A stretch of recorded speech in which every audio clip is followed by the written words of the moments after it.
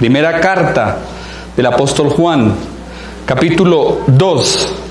Nos encontramos en los versículos finales de este capítulo. Entonces vamos a estar mirando desde el versículo 27 hasta el 29.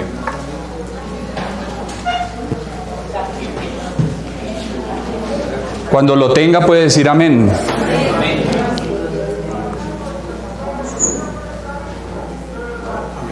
Bien, ¿ya lo tenemos?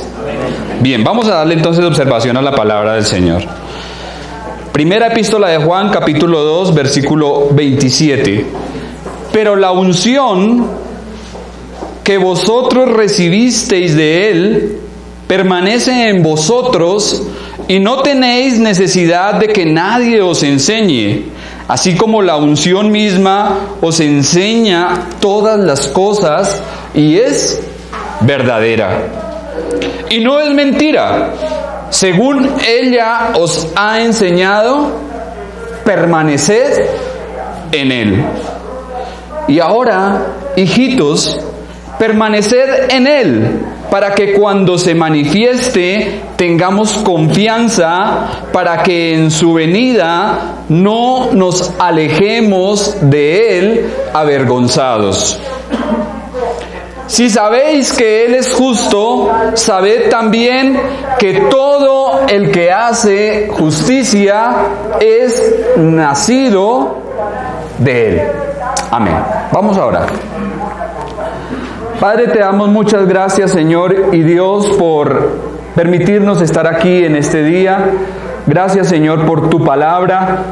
Gracias, Señor, porque ella es la verdad escrita que nos habla de Jesucristo, la verdad encarnada, y que por el testimonio del Espíritu Santo, Señor, es palabra viva y eficaz para nosotros.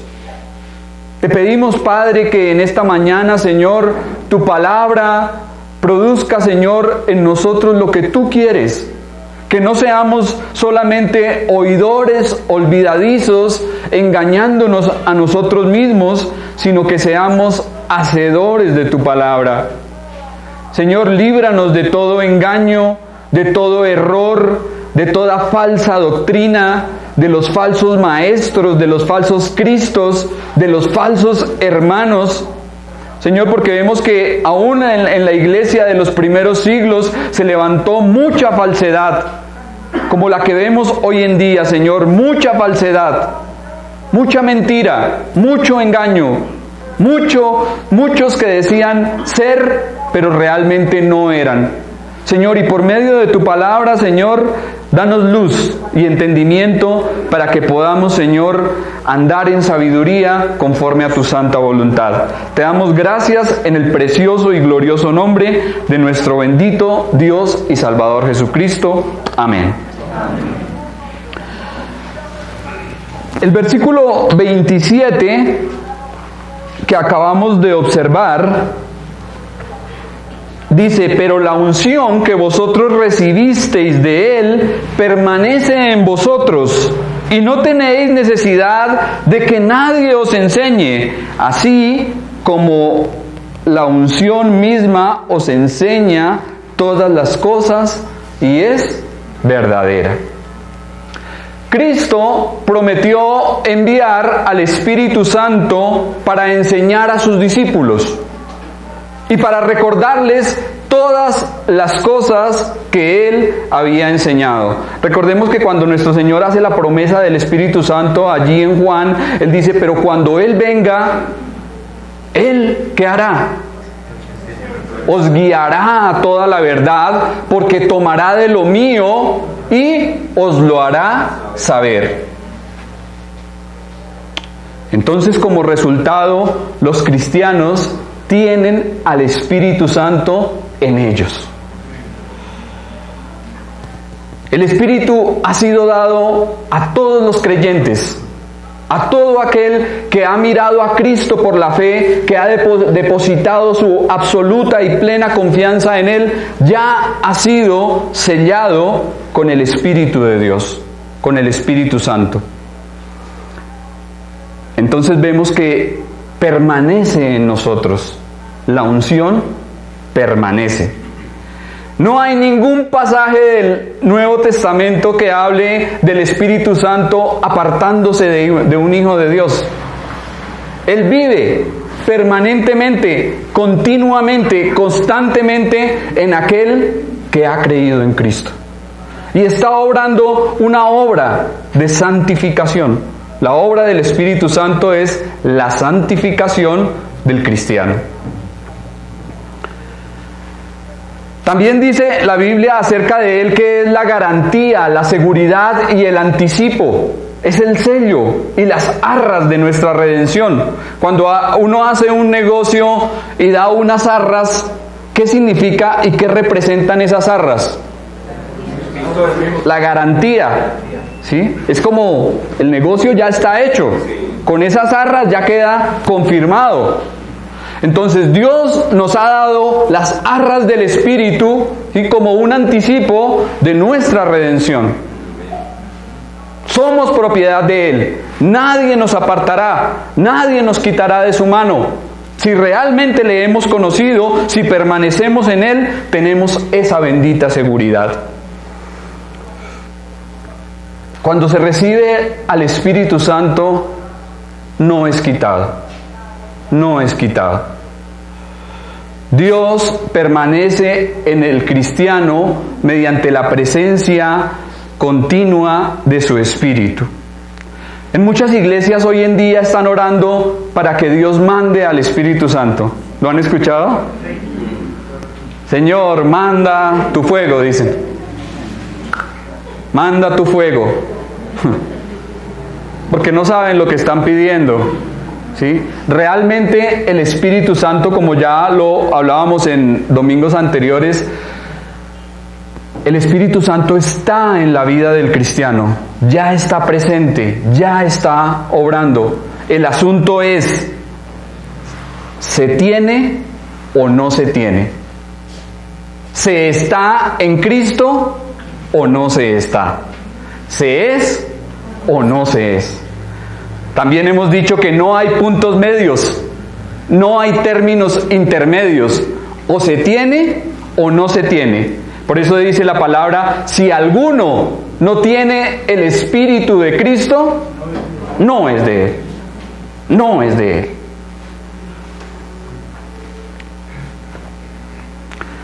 Esas palabras no tenéis necesidad de que nadie os enseñe. Si las tomásemos de forma literal, diríamos, bueno, pero ¿para qué estoy aquí yo hablando parado en esta mañana delante de ustedes? ¿No es cierto? Sobraría. No tenemos nada que aprender. Pero eso no es lo que está diciendo Juan acá. Él no niega la importancia de que haya maestros idóneos y capacitados en la iglesia. Indica que ni los maestros ni los creyentes dependen de la sabiduría o de las opiniones humanas para obtener y enseñar la verdad. Nosotros no dependemos del conocimiento humano, dependemos de la obra de Dios en nosotros por medio de su Espíritu. Entonces, ahí vemos la diferencia. La unción es la que guarda al creyente en toda verdad. Si Dios es verdadero y Cristo es la verdad, su Espíritu Santo también lo es. Y también es cierto que Dios usa a hombres dotados y equipados para la edificación del cuerpo de creyentes, es decir, la iglesia. Dios utiliza a hombres. Incluso el mismo Juan dice que él está enseñando. Y si Juan está enseñando es porque la iglesia lo necesitaba. Necesitaba también del testimonio de él. Un compañero en el instituto bíblico llamado Isaí, como el padre de David, ¿lo recuerdan? Tenía un dicho que era bastante repulsivo. Y este hombre decía, ¿cómo identificar lo verdadero de lo que parece verdadero hoy en día con tanta diarrea de doctrina? A él se refería de esta forma, diarrea de doctrina. O sea, es que hay diarrea de doctrina, decía este hombre. Francamente, no hay estafa más grande y con más potenciales clientes para ser engañados y defraudados anualmente que las estafas e imitaciones de Satanás. Satanás es un engañador, es un falsificador, es un estafador. Y él vende las cosas como si fuesen originales. Y muchos las están recibiendo y las están obteniendo. Alrededor del mundo hay millones de inversionistas religiosos en búsqueda de respuestas espirituales, pero les están vendiendo imitaciones falsas, acompañadas de una cantidad enorme de promesas vacías. Vendedores inundan al mundo convenciendo a sus clientes que el nombre sobre la etiqueta no es falso, que se trata de algo genuino, 100% original, y que eso les va a ayudar con Dios y les va a llevar al cielo. La verdad es que el siglo actual en el que vivimos no es muy distinto al primer siglo.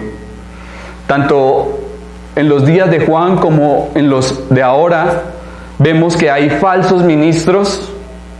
Ya lo hemos dicho, hay falsos ministros, hay muchos que hablan de Dios pero no son de Dios. Hay falsos evangelios, falsas doctrinas, falsos cristianos, falsos hermanos, gente que dice ser y no es. Y al oír todo esto tal vez nos preocupemos y pensemos como Isaí, ¿y cómo puedo encontrar la diferencia entre lo auténtico y lo falso, entre tanta diarrea de doctrina? ¿Cómo puedo saberlo? ¿Cómo puedo identificarlo? No soy un experto en teología, ni tampoco he tomado clase en el Instituto de la Introducción a las Sectas o a las Religiones. Entonces, ¿cómo identifico a un engañador? ¿Cómo identifico a un falso maestro? Juan da la respuesta en este texto que acabamos de observar. ¿Por qué? ¿Cómo puedo identificar la verdad del engaño? ¿Qué es lo que me ayuda? ¿Quién es el que me ayuda? Es la unción del Espíritu Santo. Es la unción del Espíritu Santo la que permanece en nosotros. A través de ella puedo saber entre lo que es y lo que parece ser. Lo que parece ser. Hace unos años salieron de moda los pantalones Levi's o Levi's. Tal vez los que son de mi época se acuerdan de ellos. Y eran de moda entre los muchachos, que se colocaba su pantalón, eso estaba, mejor dicho, a la moda, con esos pantalones bonitos. Y uno ahorraba de las onces, las moneditas, los billeticos que podía para poder un día ir al San Andresito de la 38 a comprarse su pantalón. Y me acuerdo tanto que yo distinguía entre los originales y los que eran chiviados, las copias. Entonces mi hermano me pidió el favor un día, me dijo: hermano, ya que usted sabe conocer los pantalones, hágame el favor, mire, aquí está la plata, vaya al San Andresito y cómpreme un pantalón de esos para mí. Yo le dije, pues bueno. Para resumir la historia, me metieron un pantalón chivia.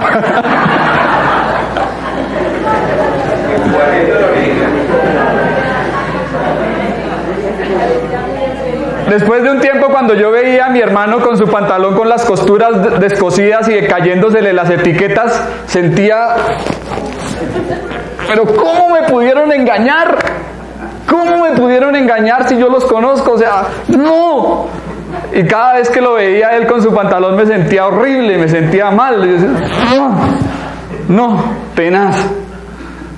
Pero es que allá usted va y allá anda en un local y le dicen, mire, aquí está, este es el original, vale 60,000 pesos. Y usted camina a 2 locales y le dice, mire, aquí le tenemos el original, se lo dejamos en 35.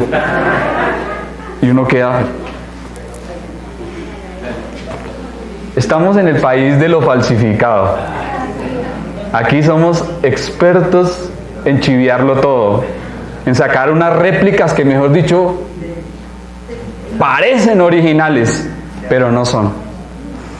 Y tal vez yo no me vaya al infierno por haber sido engañado con ese pantalón. Pero aquí estamos hablando de que si usted tiene un evangelio falsificado y tiene a un Cristo equivocado, su eternidad está en juego. Esto es más serio. Y debido a esto es que Juan escribe tan apasionadamente y le comunica al creyente cómo detectar las imitaciones, cómo discernir entre la verdad y lo que parece verdad. Es por la unción del Espíritu Santo que hemos recibido, que permanece en nosotros, y ella es la que nos enseña, la que nos da testimonio de Cristo y nos lleva a glorificarle a Él. Es el Espíritu Santo quien nos va a proteger de los falsos maestros, de los que niegan a Cristo, de los falsos ungidos, del falso evangelio, de la falsa religión, del falso predicador, del falso maestro, del falso autor. Hace algún tiempo salió un libro titulado Conversaciones con Dios. ¿Alguien nos lo recuerda? ¿Nos lo escucharon? Hace unos años salió este libro, Conversaciones con Dios, y vendió casi 3 millones de copias. El autor dijo que un día simplemente él empezó a escribir sus conversaciones con Dios, y eso ya debería ser una pista para que la gente sepa que es un fraude. Sin embargo, este hombre decía que Dios le había hablado y le había dicho que escuchara sus sentimientos más elevados y que escuchara sus propios pensamientos. ¿Qué tal eso? ¿Qué tal eso? Suena muy atractivo, ¿no? Pero no es lo que la palabra de Dios dice. Y el Dios con el que este hombre estaba conversando no es el Dios de la Biblia. No es el Dios de la Biblia. El Espíritu Santo, mi hermano y mi amigo que me escucha, nunca nos guiará a decir que no escuchemos a Cristo o que desatendamos su palabra. Eso sería una obra contraria. El Espíritu Santo nunca hará eso. Mientras que los falsos maestros niegan y desacreditan a Cristo, el Espíritu Santo le glorifica, le honra y le exalta. Notemos que termina el pasaje diciendo, ¿y cómo es la unción? ¿Es qué cosa? Versículo 27. ¿Qué es la unción? Verdadera, no es mentira. En ningún instante dudemos de que tenemos la unción. Mentiroso es el que dice que no es así. El ministerio de enseñanza del Espíritu Santo es la entrega de la verdad. Verdad que solamente se encuentra en Cristo y en su palabra. Así que con la palabra y el Espíritu tenemos todo lo necesario para ser guardados e instruidos en medio de tanta diarrea de doctrina. Nuestra permanencia en Cristo viene de nuestra permanencia en su verdad y en su Espíritu, que también permanece en nosotros. Alguien dijo algo interesante hace poco.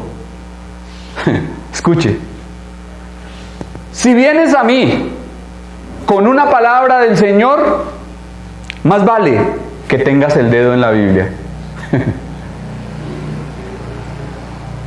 Si vienes a mí con una palabra de parte de Dios, de parte del Señor, más vale que tengas tu dedo señalando la Biblia. Y notemos algo, que cuando Pedro fue bautizado por el Espíritu Santo, ¿qué hizo? ¿Qué hizo Pedro? Comenzó a gritar, hermanos, tengo la unción, vamos a danzar. ¿Sí? ¿Se cayó, se revolcó, dio volteretas, se reía, lloraba? No. ¿Qué hizo Pedro cuando recibió la unción del Espíritu Santo? Se levantó y comenzó a exponer las Escrituras. La exposición de las Escrituras. Ese es el verdadero ministerio de la unción en el creyente. La palabra de Dios. Versículo 28.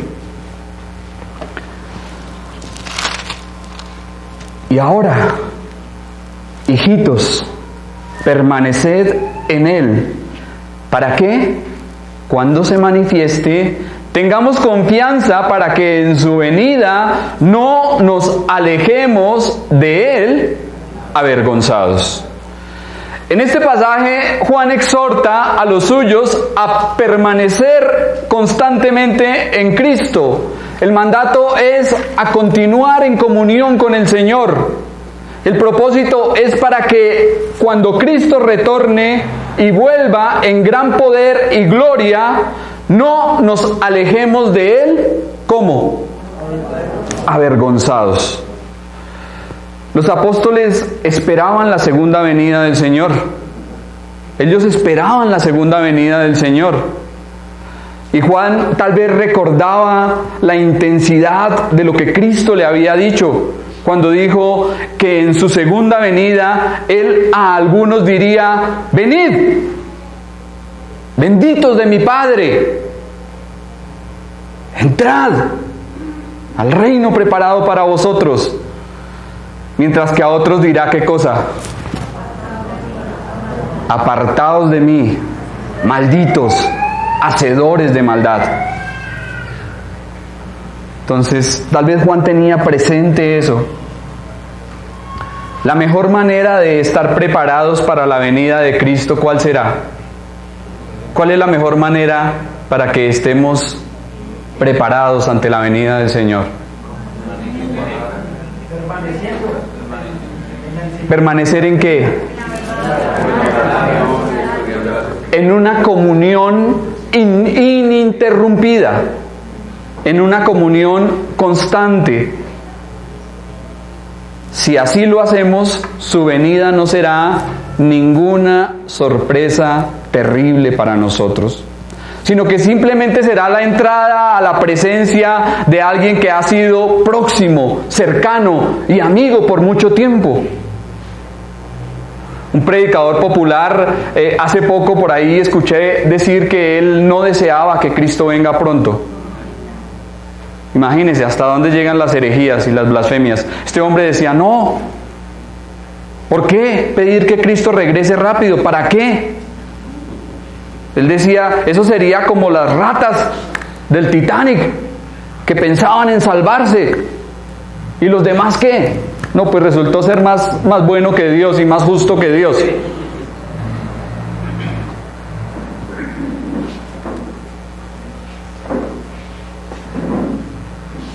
¿Y por qué este hombre decía que no quería que Cristo regresara pronto?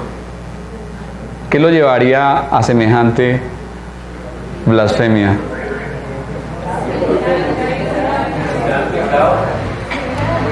Porque su corazón y su vida y todo lo que él es y todo lo que él ama y todo lo que él desea se encuentra en este mundo, en lo terrenal, en lo mundano.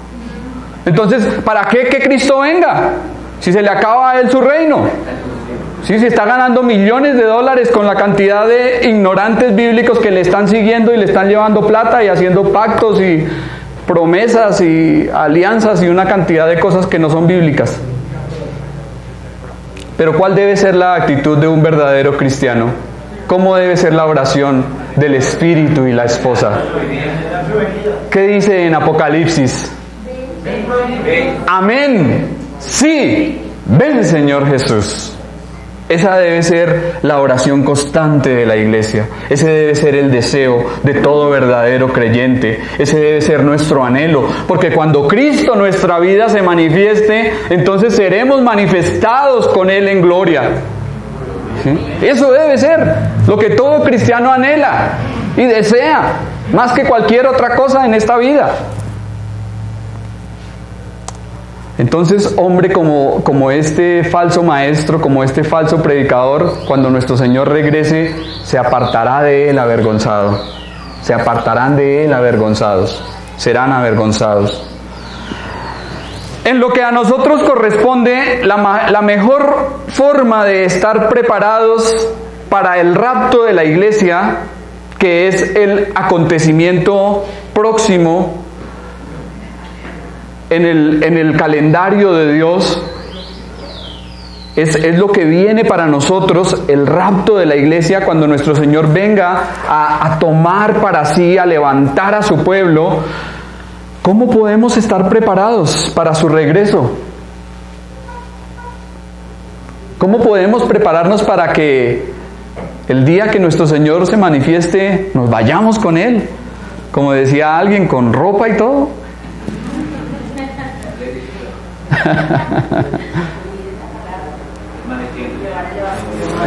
Permaneciendo en comunión, permaneciendo en comunión, comunión. Esa es la palabra clave aquí.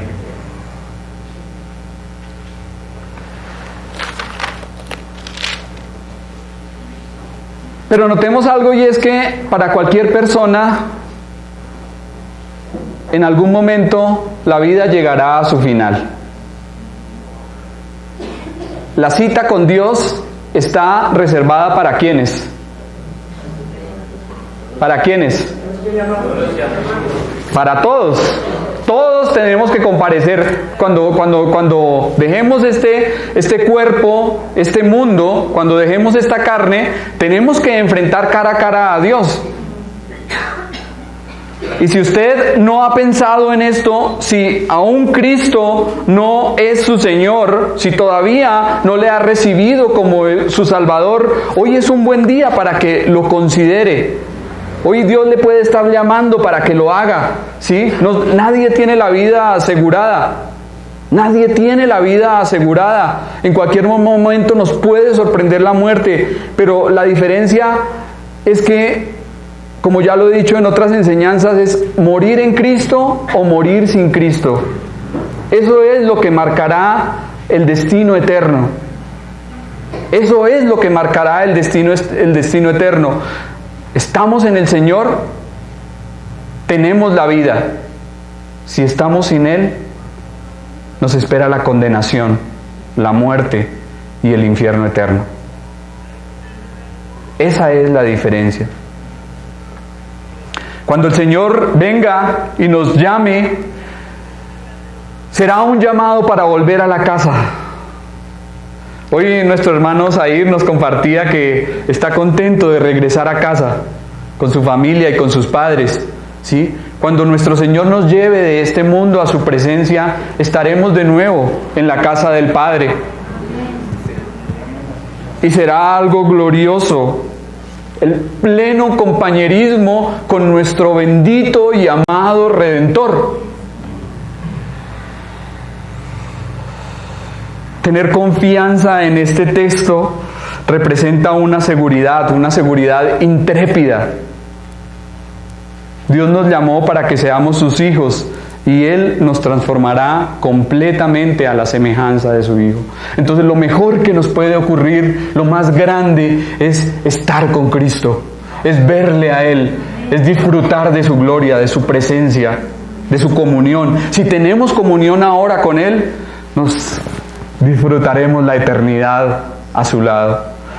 Pero alguien dijo, sería una misericordia de Dios que lleve al cielo a alguien que no quiere estar allí. Imagínese si Dios llevara al cielo a alguien en contra de su voluntad, alguien que no le quiere adorar, alguien que no disfruta de su compañía, alguien que no le rinde alabanza. ¿Sí? Si no lo puede hacer 1 hora o 2 horas en la semana, si no lo puede hacer mientras está aquí en la tierra, imagínese cómo va a estar toda la eternidad adorando a Dios. Eso sería el peor castigo, un suplicio para esta persona. Entonces mire, Dios es coherente en todo. ¿sí? Él llevará a su presencia a los que quieran estar con Él, a los que deseen y disfruten de su comunión y su compañía. Versículo 29 y termino. Si sabéis que Él es justo, sabed también que todo el que hace justicia es nacido de Él. En este pasaje, Juan vuelve al pensamiento que no ha estado nunca lejos de su mente. Y es que la única manera que una persona puede demostrar que permanece en Cristo es por la integridad de su vida. Es la única forma. Todo lo que alguien profese ser, lo probará o lo desmentirá con su manera de vivir. El término nacido es el mismo que se usa en el Evangelio de Juan, cuando nuestro Señor habló con Nicodemo, ¿recuerdan? Un maestro en Israel, un rabino, un hombre muy respetado, que era maestro de maestros. Y habló con el Señor, él fue de noche a visitar a Jesús. Y el Señor le dijo, bueno, Nicodemo, todo está muy bien, pero te hace falta algo muy importante. Debes nacer de nuevo. El que no naciere de nuevo no puede entrar en el reino de Dios. El que no naciere de nuevo no puede ver el reino de Dios. Necesitas nacer de nuevo. Necesitamos nacer de nuevo. Si no hemos nacido de nuevo, pidámosle a Dios que nos ayude. ¿Sí? Nacer de nuevo es tener la vida de Dios en nosotros, la naturaleza divina. Es Cristo la vida en nosotros. Aquí Juan considera la causa y el efecto. Ser nacido de nuevo produce una conducta justa y recta, de modo que la vida justa y recta es la prueba de que alguien ha nacido de nuevo. Una persona que es justa y recta evidencia que Dios ha hecho algo en su vida. En el ámbito físico, los hijos se parecen a sus padres. Cuando alguien vio a mi hija Susanita, la miró y me miró y me dijo, pero le quedó bien calcadita la niña. ¿Sí? Los hijos comparten las características de sus padres. Y así debe suceder en lo espiritual. Dios es justo. ¿Cómo deben ser sus hijos? Justos. Deben de practicar la justicia. El autor no hace referencia a hacer justicia ocasionalmente, sino a practicarla de manera habitual, espontánea y constante, en la vida cotidiana. Pero ¿cómo podemos hablar de justicia si nos subimos al bus y nos hacemos los locos para no pagar el pasaje y luego decimos, Dios me bendijo? O como dijo alguien por ahí, dijo, vi venir por el espejo retrovisor de mi auto a la gente de tránsito. Y mientras vi que se me acercaba, yo sentí en mi corazón darle una ofrendita.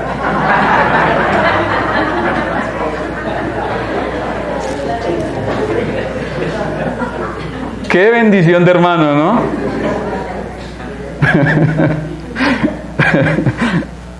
¿Cómo podemos hablar de justicia si cuando vamos al supermercado y la cajera se equivoca y nos da más de lo que debe ser, nos quedamos callados? ¿O cómo podemos hablar de justicia cuando ponemos a alguien para que nos haga un trabajo y no le pagamos? ¿O defraudamos a la persona que nos sirve? Tal vez está esperando algo y no le damos ni siquiera las gracias. No actuamos con justicia cuando oprimimos al necesitado o sacamos ventaja de su necesidad. Hay personas que andan mirando quién está oprimido, quién está endeudado. Venga, yo le compro su casa. ¿Sí? ¿En qué necesidad está? Venga, yo le presto, ¿sí? Bajo la hipoteca.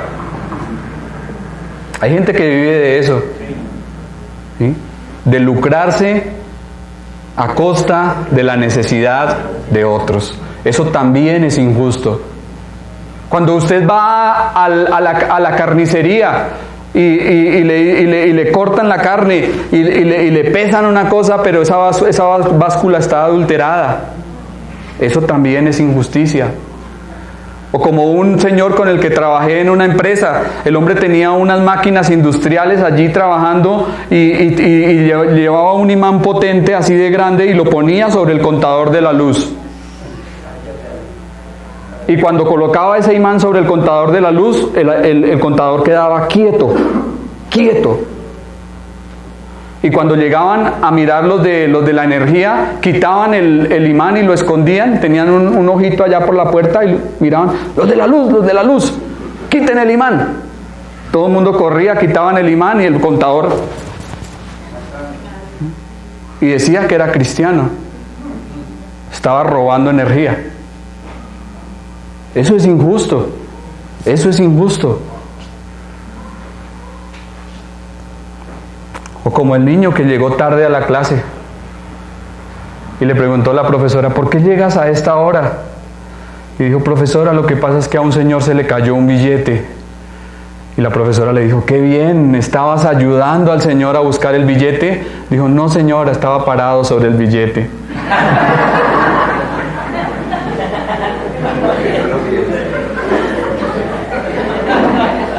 Mucha gente hace cosas buenas, pero no tienen su fe puesta en Jesucristo. ¿Recuerdan que hace poco un taxista devolvió un bolso lleno de dinero al dueño? ¿Sí? Hacen cosas buenas, pero no tienen a Cristo.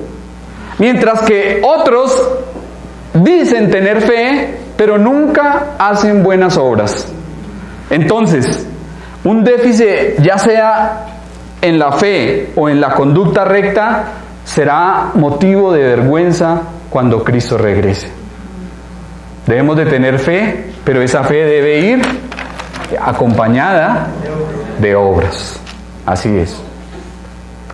Termino ya con la siguiente ilustración. Un grupo de adolescentes que estaban reunidos. De pronto uno de ellos sugirió que fuesen a un lugar de mala reputación a divertirse y pasar allí el tiempo. Y una jovencita le dijo a los demás que preferiría que la llevaran a casa, porque sus padres no estarían de acuerdo con que ella fuese a ese lugar. Entonces otra chica le respondió sarcásticamente y le dijo, ¿te da miedo que tu papá se entere? ¿Qué va a hacer?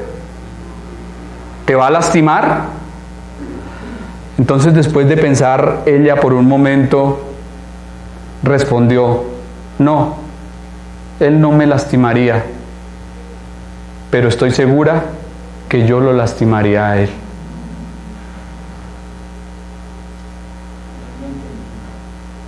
Como hijos obedientes de nuestro buen Padre Celestial, debemos vivir en transparencia.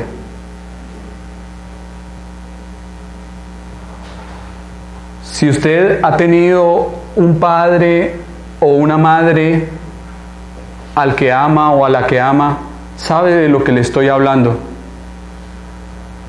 Y usted dice, yo no puedo pagarle de esta forma a mi padre que se ha esforzado tanto por mí. Yo no puedo defraudar a mi madre que me ha dado tanto, que ha sufrido tanto, que ha llorado tanto, que ha orado tanto. No le puedo pagar mal. Entonces, ¿cómo le pagamos a nuestro Dios que ha hecho tanto por nosotros, que nos ha dado tanto, que envió a su Hijo único y amado a morir por nosotros en nuestro lugar y pagar nuestra deuda?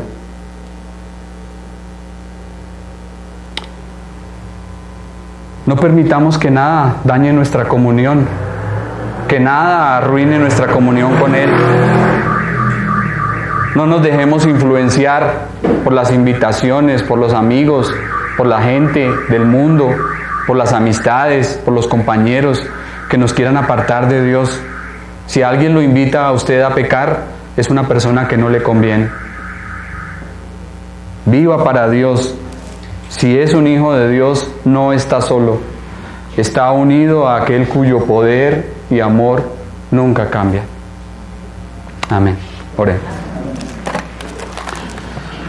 Padre, te damos muchas gracias, Señor, por esta tu palabra. Gracias, Señor, porque somos tus hijos. Y en el contexto, Señor, veremos que el apóstol dice: mirad cuán amor os ha dado el Padre para que seamos llamados hijos de Dios. Oh, Señor, no permita, Señor, que te lastimemos con conductas inapropiadas, indiferentes, dañinas, Señor, que nos aparten de tu voluntad y que dañen nuestro compañerismo y nuestra comunión contigo. Señor, muchas gracias porque con amor eterno nos has amado y por eso has prolongado sobre nosotros tu misericordia. Tal vez, Señor, si fuese por nuestras justicias, ya deberíamos estar juzgados y muertos. Pero tú, Señor, con gran amor y con gran bondad nos has tratado y nos has mostrado, Señor, el camino para que lleguemos de regreso a casa a través de Jesucristo, tu Hijo, nuestro gran Salvador. Señor, te doy muchas gracias por esta palabra. Te pido, Señor, que nos ayudes a atesorarla en nuestros corazones para la gloria de tu santo nombre. En Cristo Jesús. Amén.